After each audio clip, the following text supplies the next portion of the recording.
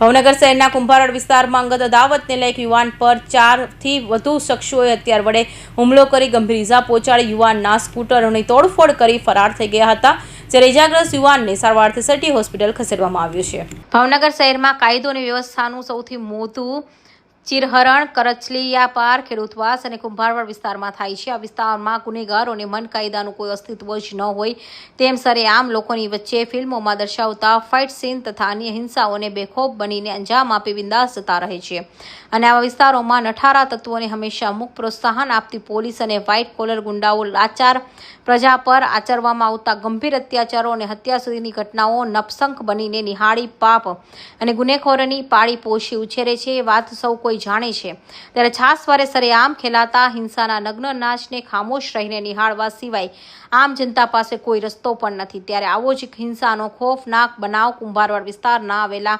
બાથાભાઈના ચોકમાં રાત્રે બન્યો હતો। વિશાલ નામના યુવાન પર કોઈ અંગત અદાવતને લઈ 4 થી વધુ શખ્સો રોડ પર સરાજાહેર હથિયારો સાથે તૂટી પડ્યા હતા અને ઘટનામાં વિશાલને ગંભીર ઇજા પહોંચાડી હતી।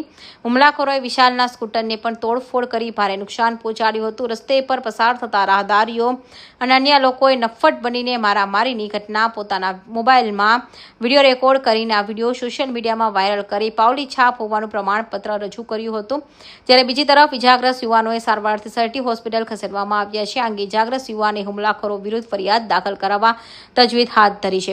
વિશાલ આપણે બાનુબેનની વાડી સેક્ટર બજારમાં રહું છું। શું બનાવજો ના માઢિયા રોડ પાડેથી હું ઘરે આવતો હતો, પેલા એક ગાડી આવી અને મને ડાયરેક્ટ ધોકા ને બોકા બધું મારવા જ મળ્યા। પછી ડાયરેક્ટ ઉપરા 2-3 ગાડીઓ આવી, પછી મને એક ધોકો માથામાં માર્યો ને તો હું એના બેભાન થઈ ગયો। પછી એ લોકો મારવા જ મળ્યા। કેટલા જણા 4 જણા હતા, 2 ગાડીઓ। શું નામ? એકનું નામ રોહિત હતું, એકનું નામ વલ્લી હતું, બીજા 2 મને નતો, હું તે મારો ભાન જ નહોતો। મારવાનું કારણ? મારવાનું કારણ કે એક ભાઈબંધ અરે હું રખડું છું કે નહીં, એ કે તું એની અરે શું કામ રખડો છો, નામ ને તેમને બધી એ અમારી ખાંચામાંથી નહીં નીકળવાનું એમ, અમારી શેરીમાંથી નહીં નીકળવાનું એમ, એ લોકોને એવું કેવું છે। તમારા ગાડીમાં કઈ નુકસાન કર્યું? હા, ગાડીને ધોકા ને બોકા ગાડી તોડી નાખી છે। કઈ ગાડી? એક્સેસ ગાડી। કે ના એ ઘટના સરે બર્ગમેન પડી છે તૂટતા? હા, એ મારા ભાઈબંધની બર્ગમેન તોડી નાખી છે। કેટલી ગાડી તોડવામાં? ટોટલ 2 ગાડીઓ।